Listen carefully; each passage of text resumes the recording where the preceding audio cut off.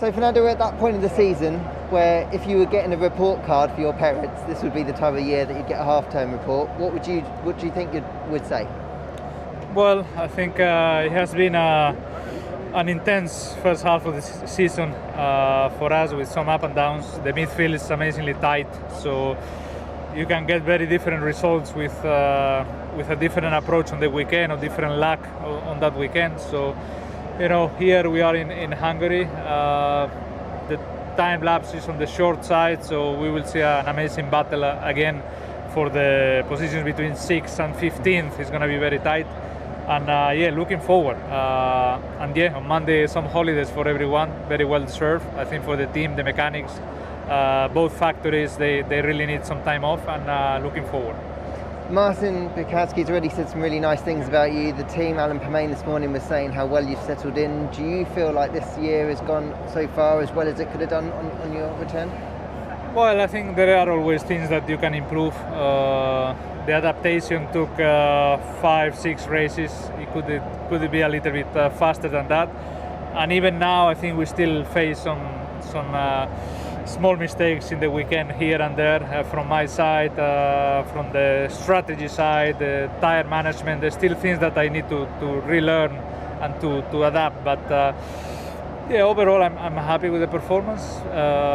Even though I think, as I said before, the midfield is so close that at the beginning of the year, maybe we were expecting a little bit more after the Renault's the results of last year. Renault has been, I think, fighting for third in the Constructor Championship until Abu Dhabi, and we are not in that position this year, unfortunately. So, we still need to review everything and improve if possible. Coming up to halfway through the year, if this was school and we were getting a half-term report card, what do you think it would say for you and the team so far this year?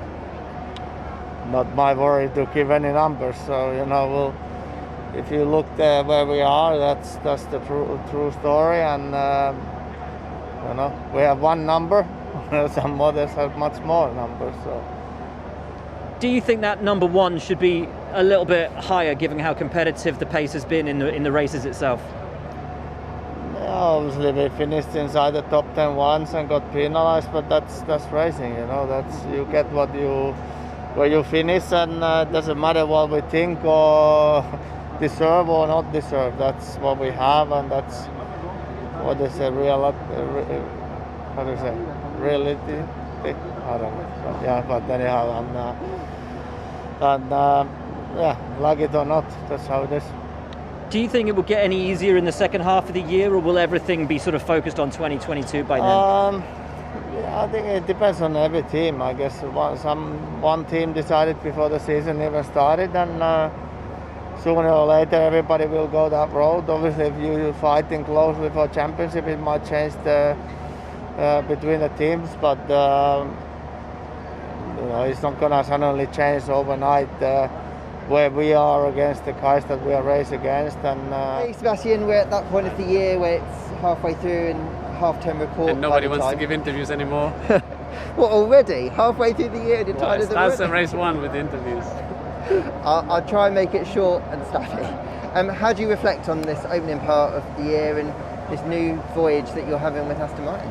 I think the team is great, so I'm really pleased. I think the spirit is good in the team, and after some races that maybe didn't go my way and our way in the beginning, I think we settled into a groove and had some highlights. Now, the last couple of races have been a bit more difficult and slightly disrupted, but I think Silverstone was a really good weekend, apart from that, opening lap, which obviously cost us the opportunity to score points.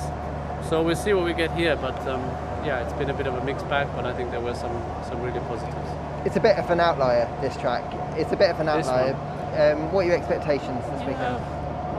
I think it will be tight, so hard to predict, but I don't need to predict. We will see on Sunday what happens, but I have a good feeling about that.